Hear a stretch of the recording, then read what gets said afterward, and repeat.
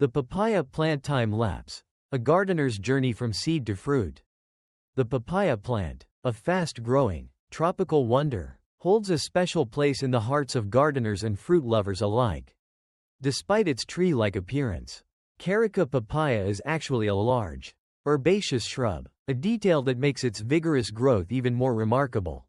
For many, its cultivation is a deeply rewarding experience, transforming a small seed into a towering source of sweet, vitamin-rich fruit. This guide delves into the complete world of the papaya plant, from its genetic makeup to its ideal growing conditions, and even shares a personal account of its lifelong journey.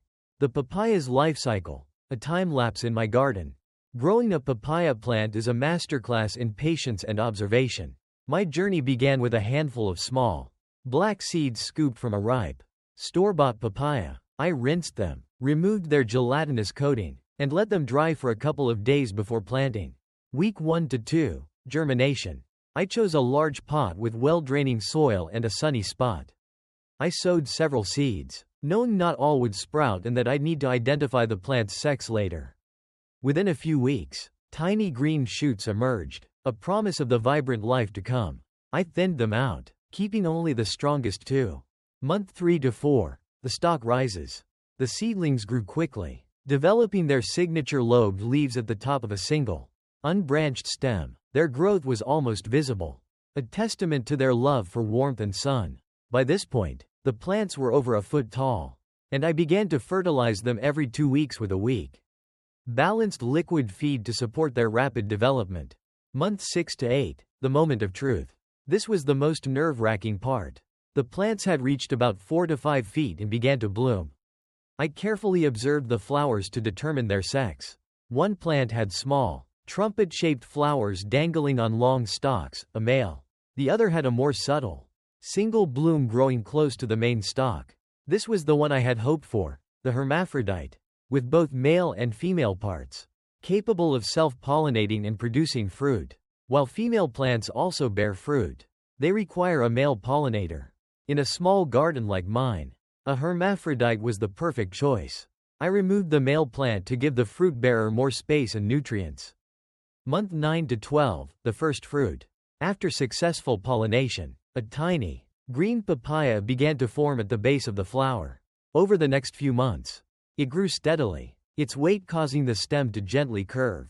The skin remained a consistent green. It was a race against time and potential pests. But I kept the soil consistently moist and the plant well fed. Year 1 to 2, the golden harvest. The first fruits were ready when their skin began to turn from green to a brilliant yellow or orange. And the fruit was slightly soft to the touch. The sweet, tropical aroma filled the air. With each harvest, the plant grew taller, and new fruits developed further up the trunk. This perpetual cycle of growth, flowering, and fruiting is what makes the papaya plant such a joy to cultivate. After about 2 years, I noticed the yield began to slow, and the plant's height made harvesting difficult, which is common. I started another generation from seed, ensuring the time-lapse journey would continue. A comprehensive guide to papaya cultivation. Papaya versus other fruits. The papaya is often compared to other tropical and even some non-tropical fruits due to its unique flavor and texture. Understanding these distinctions can help you appreciate its individuality. Papaya versus mango. Papaya's flavor is described as soft, delicate, and subtly sweet, with a custard-like consistency. Mango, by contrast, has a firmer, fibrous texture and a more pronounced, tangy sweetness. Papaya versus pawpaw. This is a point of confusion.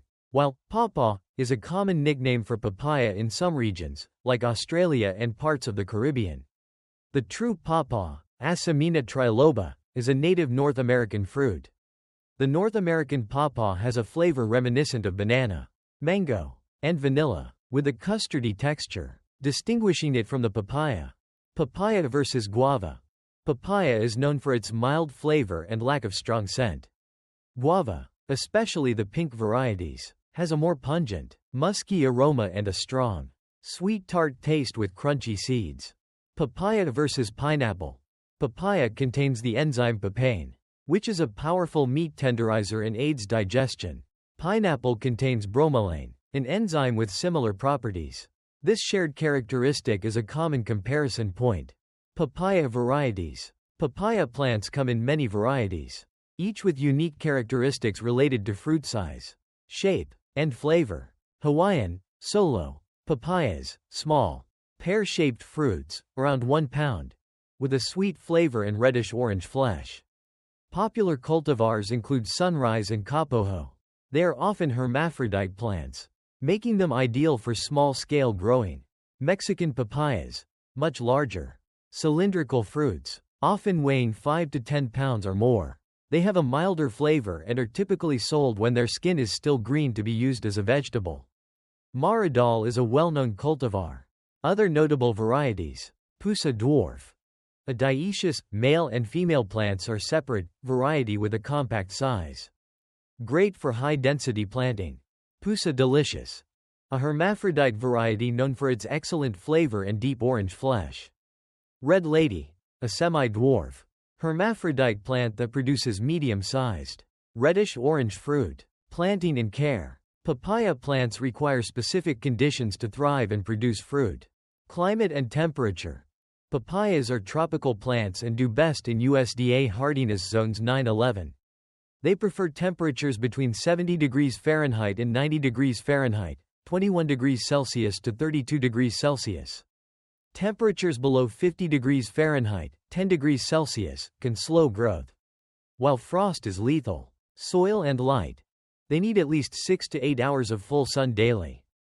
The soil must be fertile and exceptionally well draining.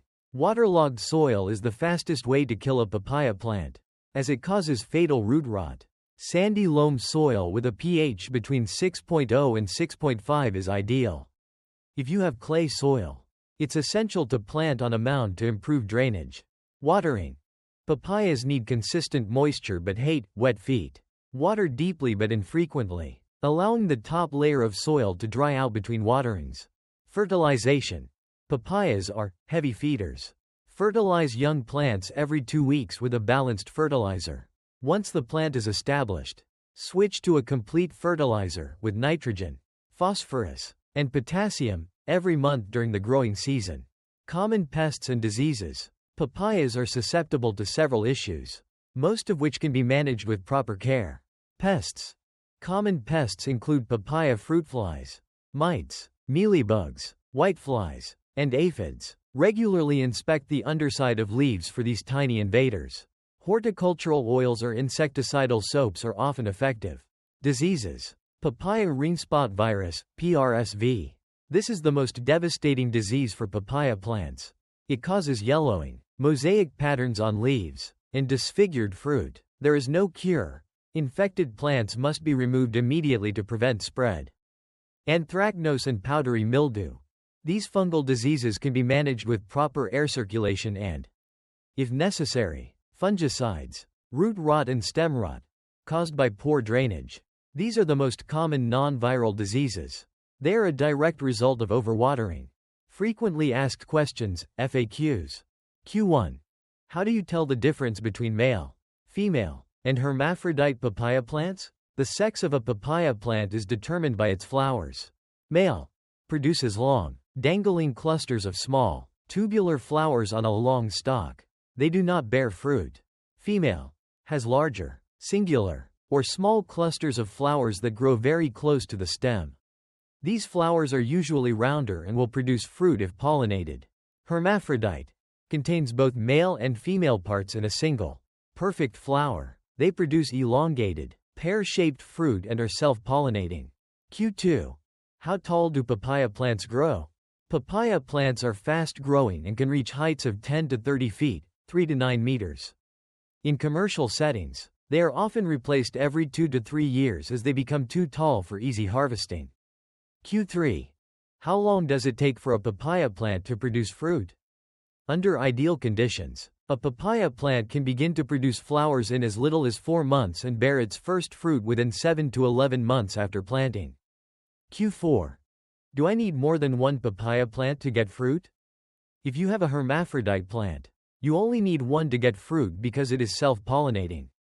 If you have a female plant, you will need at least one male or hermaphrodite plant nearby to ensure pollination and fruit production. It's often recommended to plant several seeds and thin out the plants once their sex is identified to ensure you get a fruit-bearing one. Q5. Is it possible to grow a papaya plant from a cutting? While growing from seed is the most common method, it is possible to grow a papaya plant from a cutting. However, it is a less reliable method and the resulting plants are often less vigorous than those grown from seed. Q6. Are papaya plants toxic to humans or pets? No. The papaya plant and its fruit are not considered toxic. All parts, including the leaves and seeds, are edible and have been used in various cuisines and traditional medicine. However, the leaves and unripe fruit contain a white sap like latex that can be an irritant for some people. The papaya is more than just a fruit-bearing plant, it's a living time-lapse. A visual spectacle of rapid growth and generous abundance. Its easy-to-grow nature, coupled with its immense versatility in the kitchen, makes it a perfect addition to any warm climate garden.